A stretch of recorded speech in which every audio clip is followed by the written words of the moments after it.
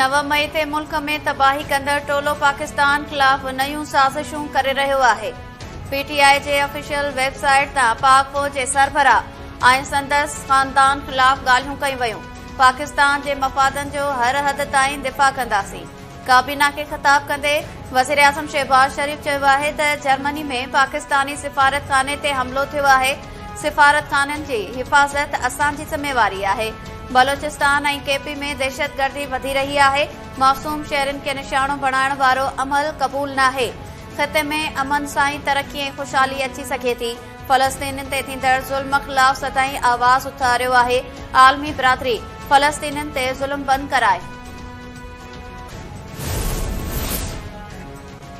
वफ़ाक़ी काबीना में पीटीआई मथां पाबंदी वारे मामले ते गौर न थियो। मुल्क में कारोबारी सरगर्मियुनि सीड़पकारी ऐं सियाहत खे हथी ॾियण जो फ़ैसिलो। काबीना 126 मुल्कनि लाइ ऑनलाइन वीज़ा सर्विस मुतारिफ़ कराइण जी मंज़ूर ॾेई छॾी। 126 मुल्कनि जा शहरी 24 कलाकनि अंदरि सियाहती ऐं कारोबारी वीज़ा हासिल करे सघंदा। वफ़ाक़ी काबीना फ़लस्तीनियुनि जे हक़ में करारदाद मंज़ूर कंदे इसराइली बर्बरियत जी मज़म्मत कई। इसराइल ख़िलाफ़ जंगी ॾोहनि जो केस हलाइण जो बि मुतालबो।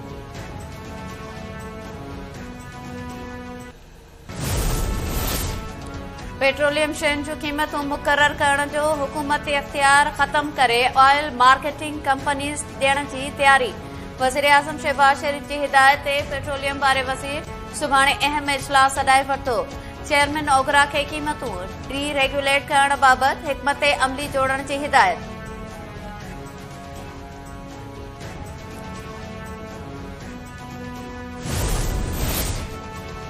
सिंध सुके पई ऐं पंजाब ॾाढ ज़रिए तकरारी लिंक किनालनि मां पाणी खणी रहियो आहे।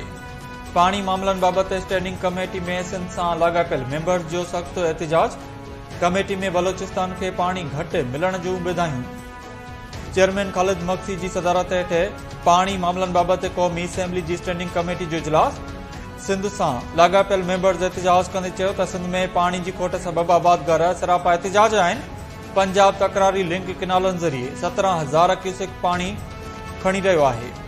वफ़ाक़ी हुकूमत जी नुमाइंदे चयो आहे त पाणी तकरार वारो मामिलो CCI मां हल थियण ताईं सूरतहाल उहा ई रहंदी।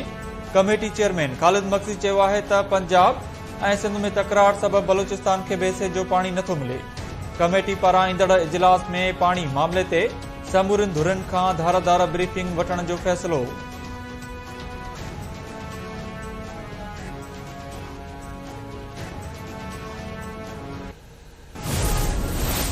कराची खे पाणी फराहम करण वारे K4 मनसूबे जे डिज़ाइन में ख़ामियुनि जो इंकशाफ। केतिरनि ई सालनि खां रोलड़ जो शिकार थियल मनसूबे ते वफ़ाक़ी सरकार जा 20 अरब रुपया ॿुॾी विया। नओं मनसूबो तयार करे प्रेशर पाइप ज़रिए कराची वासियुनि खे पाणी ॾियण जो फ़ैसिलो। पाणी मामलनि बाबति स्टैंडिंग कमेटी जे इजलास में वापडा चेयरमैन ब्रीफिंग ॾींदे ॿुधायो त कराची वासियुनि खे पाणी ॾियण लाइ वफ़ाक़ी हुकूमत ऐं सिंध हुकूमत जे सहकार सां हलंदड़ K4 मनसूबे जे डिज़ाइन में वॾियूं ग़लतियूं आहिनि। डिज़ाइन में ख़ामियुनि सबबि कराची ताईं पाणी पहुचणु मुमकिन नाहे। हेल ताईं मनसूबे ते वफ़ाक़ी हुकूमत जा 16 खां 20 अरब रुपया ज़ाया थी विया आहिनि।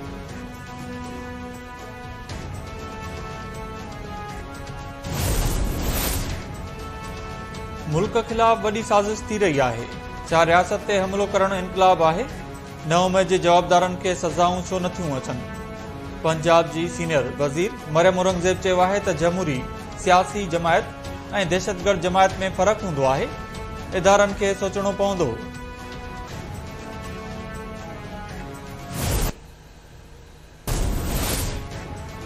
वॾे वज़ीर सैयद मुराद अली शाह LBOT ज़रिए पाणीअ जे पुराणनि रस्तनि जी बहालीअ जो इफ़्तिताह करे छॾियो। पुराण ढोरो खां शकू ढंढ ताईं पाणी जा पुराणा रस्ता बहाल। मुराद अली शाह चयो आहे त सिंध हुकूमत LBOT जी डिज़ाइन में थोरी तब्दीली करे पाणीअ जा पुराणा रस्ता बहाल करे छॾिया आहिनि। रिथा सां बतीन, मीरपुर ख़ास सां घणाई नवाबशाह ज़िले जी ज़मीन ॿोॾि दौरान न ॿुॾंदी। वॾे वज़ीर LBOT जी RD 210 वटि स्पाइनल स्कीम रेगुलेटर जो बि इफ़्तिताह कयो। जॾहिं बि मार्शल जो ख़तरो हुजे त अदालतूं खुलियल हुअणु घुरिजनि। अवाम जो इतमाद ई जज जी ताक़त हूंदी आहे। न्यूयॉर्क में तकरीब खे ख़िताब कंदे सुप्रीम कोर्ट जे जस्टिस अतर मिनुल्लाह चयो आहे त कास मुल्क में जॾहिं बि मार्शल लॉ लॻे उन वक़्तु अदालतूं खुलियल हुजनि हा। तनक़ीद खां जज खे डिॼणु न घुर्जे, तनक़ीद खे ताक़त बढ़ाइणु घुर्जे।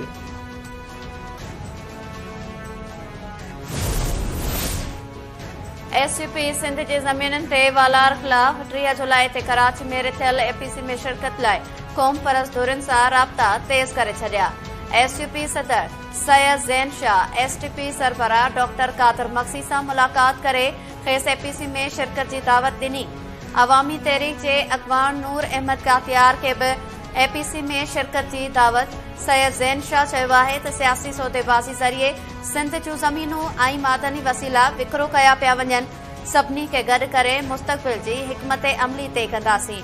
डॉक्टर कादर मक्सी चयो त आदमशुमारी में सिंध जी अवाम सां धोखो थियो, उन खे रद्द कयूं था। सिंध में धारियुनि जी यलगार ऐं धाड़ेल राज क़ाइम करे वसीला खसिया पिया वञनि।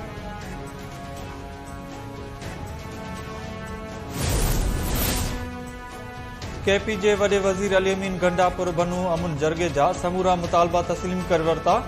ज़रनि मूजिबि बनू अमन जरगे खे ख़ातिरी कराई वई त सर्च ऑपरेशन पुलिस ऐं सीटीडी कंदी, गैर सरकारी हथियारबंदनि ख़िलाफ़ पुलिस कार्रवाई कंदी ऐं इलाइक़े में सिर्फ़ पुलिस ई गश्त कंदी।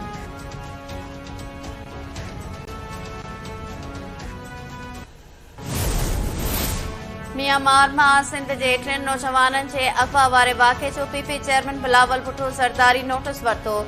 सिंध जे वॾे वज़ीर खे परडेही ऑफिस सां राब्ते जी हिदायत। वज़ीर आला हाउस जे तर्जुमान मूजिबि वॾे वज़ीर पीपी चेयरमैन जी हिदायत ते परडेही ऑफिस सां राब्ते जो फ़ैसिलो कयो आहे। वॾे वज़ीर चयो आहे त सिंध जे 3 नौजवाननि खे म्यांमार मां अगवा वारो वाक़ियो अफ़सोसनाक आहे। वफ़ाक़ी हुकूमत सिफ़ारती लाॻापा इस्तेमाल करे मुख़बिन खे बाज़ियाब कराए।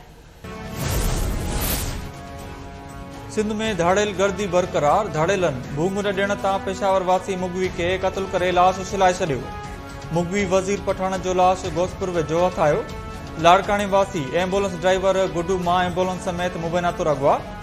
हथियारबंद ड्राइवर खादिम चांडियो खे गुड्डू मां एम्बुलेंस समेत अगवा करे विया। वारसनि जो चवणु आहे त खादिम मरीज़ छॾण लाइ पंजाब हो। वापसी ते खेसि फोन आई त गुड्डू मां लाड़काणे मरीज़ खणी वञणो आहे, जितां खेसि अगवा कयो वियो।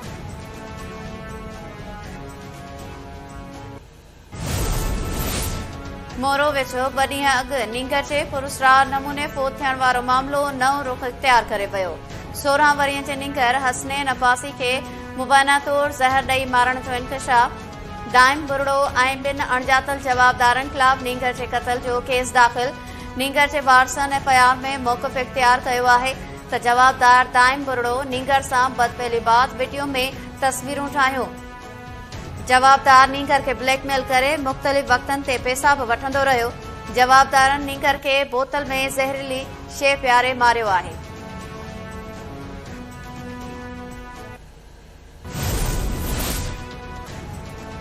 मेहड़ वेझो 2 धुरनि में ज़मीन जी मालिकी तां जहिड़ो हिकु ॼणो क़त्ल।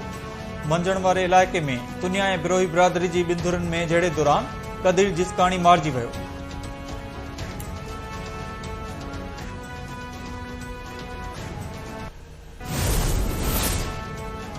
खैरपुर ज़िले जे केनालनि ऐं वाहन में विंझण ते पाबंदी लागू। कमिश्नर सखर मुख़्तलिफ़ केनालनि ऐं वाहन में ॿारनि ऐं नौजवाननि जे ॿुॾण वारनि वाक़िअनि जो नोटिस वरितो। मीरवाह केनाल, सनड़ो वाह ऐं फेसवाह समेत समूरनि केनालनि ऐं वाहन में विंझण ऐं तरण ते पाबंदी लागू कई वई। कमिश्नर सखर फयाज़ हुसैन अब्बासी जो चवणु आहे त जेकॾहिं को बि माण्हू केनालनि में तरंदे विंझंदे या वरी केनाल जे भरिसां नज़र आयो त उन ख़िलाफ़ कलम 144 तहत कार्रवाई कई वेंदी। सन भरिसां ट्रैक्टर जी रेस दौरान ट्रैक्टर ड्राइवर जे कंट्रोल मां निकिरी नौजवान खे चीबाटे छॾियो। आमरी थाणे जी हद रनी कोट लिंक रोड ते खोसा बिरादरी जी 2 धुरनि में ट्रैक्टर जी रेस जो मुक़ाबलो मुनक़िद कयो वियो। ट्रैक्टर जी रेस दौरान एक ट्रैक्टर ड्राइवर जे कंट्रोल मां निकिरी रोड जे किनारे ते वेठल नौजवान मथां चढ़ी वियो। सकरन वासी अमीन मकुराणी थॾे ते ई फौत थी वियो। ज़रनि मूजिबि आमरी पुलिस खे पैसा ॾेई ट्रैक्टर जे रेस जी इजाज़त वरिती वई हुई।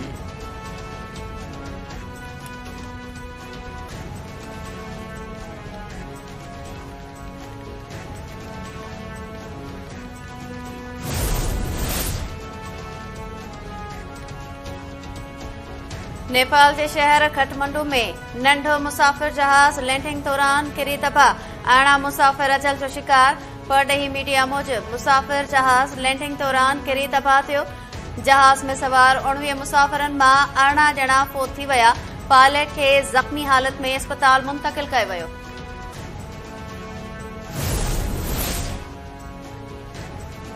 दुनिया जी ताक़त तरीन पासपोर्ट में सिंगापुर जो पहिरियों नंबर। 103 मुल्कनि में पाकिस्तान जो पासपोर्ट 100वें नंबर ते अची वियो। सिंगापुर जो पासपोर्ट रखंदड़ शख़्स 195 मुल्कनि में बिना वीज़ा जे दाख़िल थी सघनि था। जापान, फ्रांस, इटली, जर्मनी ऐं स्पेन जे पासपोर्ट जो ॿियो नंबर। लाॻापियल मुल्कनि जो पासपोर्ट रखंदड़ शहरी बिना वीज़ा जे 192 मुल्कनि जो सफ़र करे सघनि था। Australia, Finland, Ireland, Luxembourg, Netherlands, ॾखण कोरिया ऐं स्वीडन जा शहरी बिना वीज़ा जे 191 मुल्कनि में दाख़िल थी सघनि था।